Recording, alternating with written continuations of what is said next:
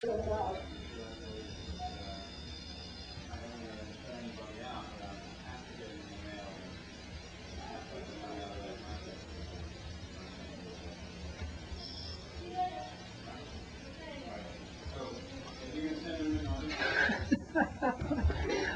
you sit, and this picks up well, you don't have to talk loud or anything. Other than my usual shout. Yes. In the evaluation of the bacchae, what historical elements are you carrying into the present production?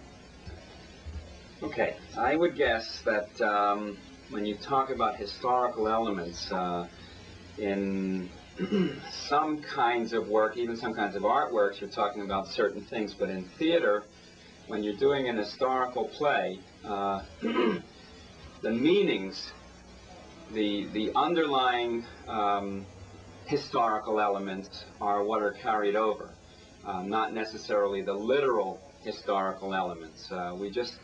We're a different society. We don't do things exactly the same way on the surface. But underneath, we're still human beings. Human nature, in its most essential form, is not different, has not changed. So the primary conflict and focus in this play is based in this intrusion of an Oriental, Eastern religion that is not based on sort of Western rationality. And that's why the play is on for 1984, even though it was written in 406 BC. 2,000 years may have intervened, or almost 2,500, but that Western reliance on what you might call one side of the brain, the supposed logical sequential side, denying the other side of the brain, if you want to call it sides of the brain, or multiple natures of the total human nature, you can. This is the most current thing in research right now. It's the absolute essence of the moment in psychology and physiology of human thought, mentation, whatever you want to call it, emotion, human personality, and human activity, because we're finding things like the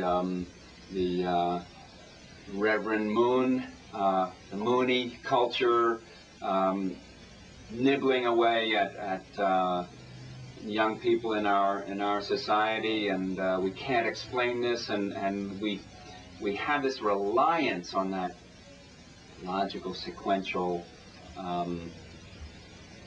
mode of thought that we think is our salvation. And the play is religious in nature, in the sense that human personality seeks answers. We're finding, just as the people in reaction to or contemplating the moon culture, the Moonies, or contemplating the whole influence of Eastern religion, Eastern thought, we're finding things like acupuncture and so on, that our reliance, yoga, I mean, there's just so many examples in our contemporary culture. We're finding that our reliance on logical, sequential thinking is not the way to salvation, and what that has led us to, in my opinion, is a blind faith in technology, no matter where it leads, what it is, bringing us potentially to the brink of disaster. Not being able to recognize, not being able to accept the other portions of each of our human natures. And it's this internal battle that is contemporary.